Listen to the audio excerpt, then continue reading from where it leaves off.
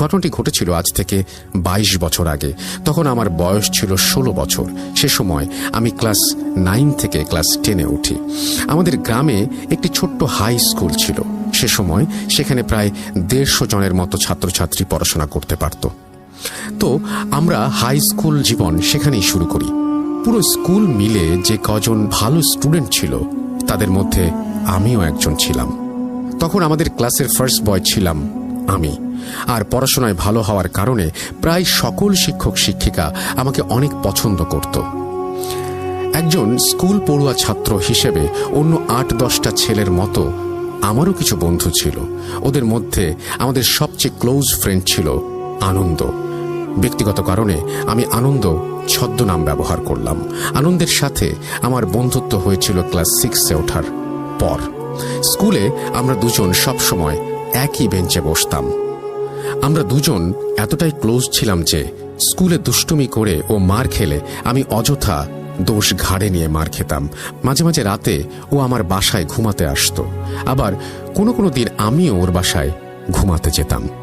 রোজ সকালে স্কুলে যাওয়ার জন্য ওই আগে আমাকে ডাকতে আসতো।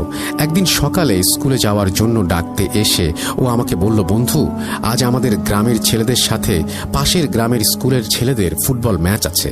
গতকাল ওরা আমাদের বলেছিল টিমে 2 জন প্লেয়ার শর্ট আছে, তো তুই তো খেলতে চাস, তাহলে কালকে তুই আর আমি ওই বন্ধুকে ডেকে নিয়ে আসি। অনেকদিন ধরে ফুটবল খেলিনি বন্ধু, তো চল না আজকে ওদের সাথে গিয়ে একটু ফুটবল খেলি।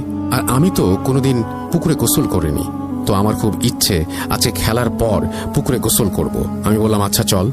এরপর ওর সাথে গেলাম, ফুটবলও খেললাম। খেলা শেষ হয়েছিল ঠিক দুপুর 1টায়। তারপর আমাদের গ্রামের সবচেয়ে বড় পুকুরটাতে গেলাম গোসল করতে। পুকুরে নেমে আমি সাঁতার কাটছিলাম, তো আমার সাঁতার কাটা দেখে ওরও খুব সাঁতার কাটতে ইচ্ছে হলো। আমাকে বলল, বন্ধু, আমি তো সাঁতার জানি না, তুই কি আমাকে একটু সাঁতার শিখিয়ে দিবি?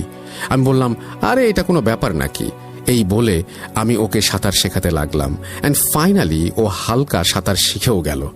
এরপর ওকে সাঁতার শিখিয়ে যখন আমি আমার কাপড় পরিষ্কার করছিলাম, তখন ও একা একা সাঁতার করতে করতে কিভাবে জানি না পুকুরের মাঝখানে চলে গেল। এর কিছুক্ষণ পরে পুকুরের মাঝখানে তাকিয়ে দেখি ও আর ওখানে নেই। আমি ওকে ডাকাডাকি করলাম, কিন্তু কোনো জবাব পেলাম না। এভাবে অনেক খোঁজাখুঁজির পর যখন আর কোনো উপায় খুঁজে পেলাম না, তখন চিৎকার দিয়ে কেঁদে উঠলাম। আর আমার চিৎকার শুনে পুকুরের আশেপাশে যারা ছিল তারা সবাই ছুটে এলো। তারা আমার কাছে সবকিছু শুনে সবাই পুকুরে নেমে খোঁজাখুঁজি করতে লাগলো। এভাবে 1 ঘন্টা পর পুকুরের অন্য পাড়ের এক কোণা থেকে একজন লোক আমার বন্ধুর মৃত লাশ উদ্ধার করলো। এই দৃশ্য দেখে আমি সঙ্গে সঙ্গে জ্ঞান হারিয়ে ফেললাম। তারপর জ্ঞান ফিরে দেখি আমার বন্ধুকে কবরস্থ করার জন্য নিয়ে যাওয়া হচ্ছে। এই দৃশ্যটা দেখে আবারও কান্না করতে লাগলাম এবং ওর লাশটাকে আটকানোর জন্য ছুটে যাওয়ার চেষ্টা করলাম, কিন্তু আমাকে প্রায় 10 জনের মতো লোক ধরে রাখায় আমি কিছুতেই ওর কাছে যেতে পারিনি। সেদিন আমি রাত দিন 24 ঘন্টার মধ্যে প্রায় 10 ঘন্টাই কেঁদেছিলাম।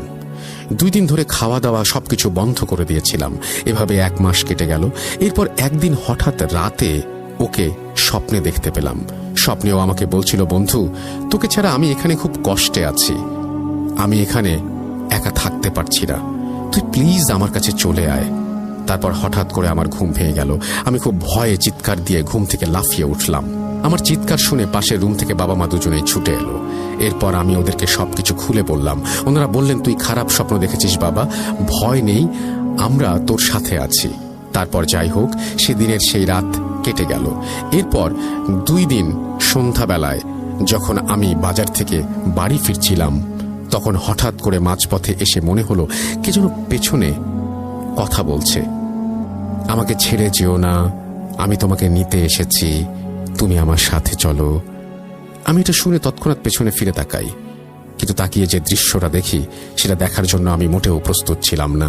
আমি দেখি কাফনের কাপড় পরিধানকৃত একটা লাশ আমার দিকে 1 পা